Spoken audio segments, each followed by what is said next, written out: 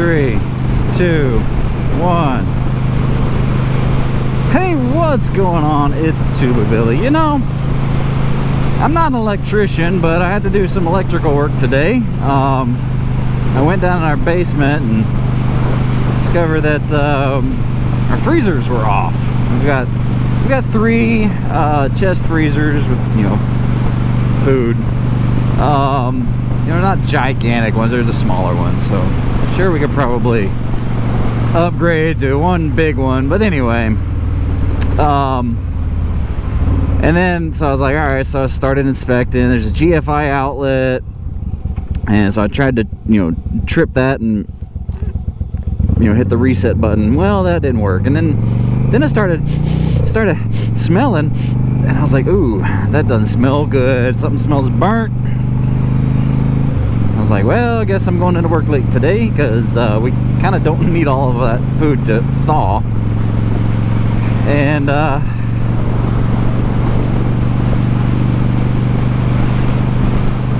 so I went and did some exploration into the outlet and discovered, yeah, it's pretty much toast. It melted some of it, it shorted something happened down the line and caused this GFI outlet to do its job, trip, so that it didn't burn the house down.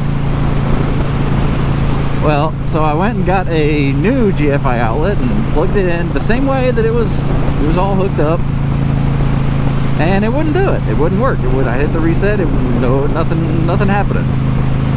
Like, all right, so I called my father-in-law, who's an electrician. Well, he was retired Navy, but he knows a lot about electricity. Oop, time for gas.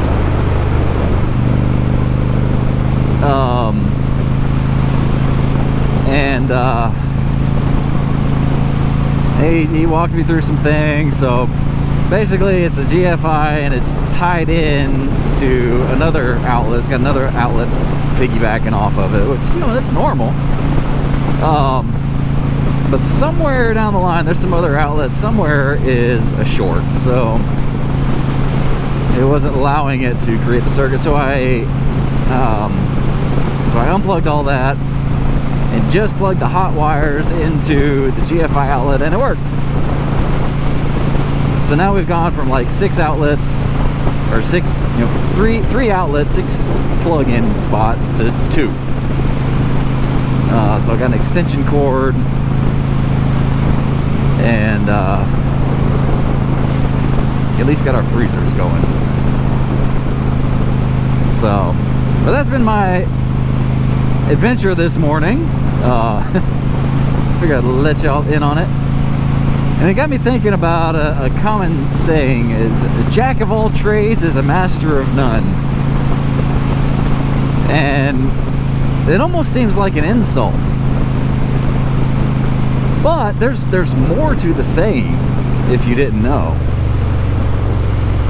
The rest of the saying goes like this: a jack of all trades is a master of none, but oftentimes better than a master of one. Think about that. So if you're a jack of all trades, you know a decent amount about a lot of things. But if you are a master of one thing, that's your one thing that you can do. So jack of all trades is a master of none, but oftentimes better than a master of one. I like that saying. I like the full saying. So yes, I am a jack of all trades. I know enough about motorcycle mechanic to, be able to change my own tires, change my oil, do routine maintenance and diagnostic and stuff like that. Gets to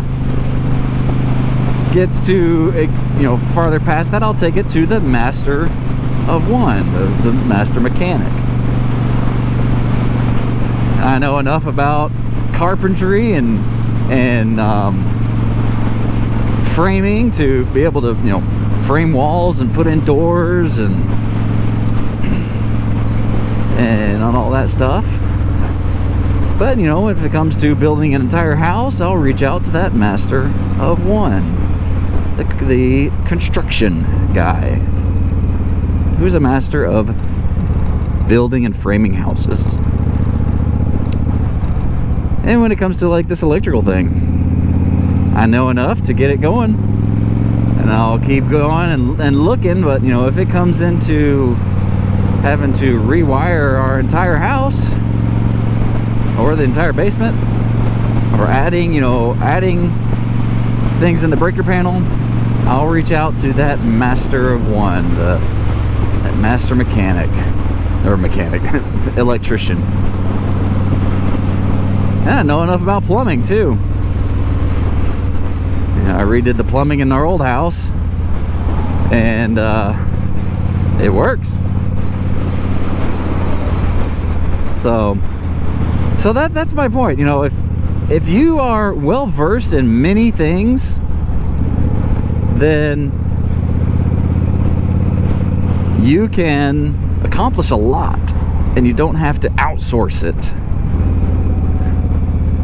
But if you put all of your focus onto one thing, yes, you may be a master in that one thing, but that's your one thing. So jack of all trades is a master of none, but oftentimes better than a master of one. And on that note, be excellent to each other. Tuba Billy signing out. God be with you till we meet again.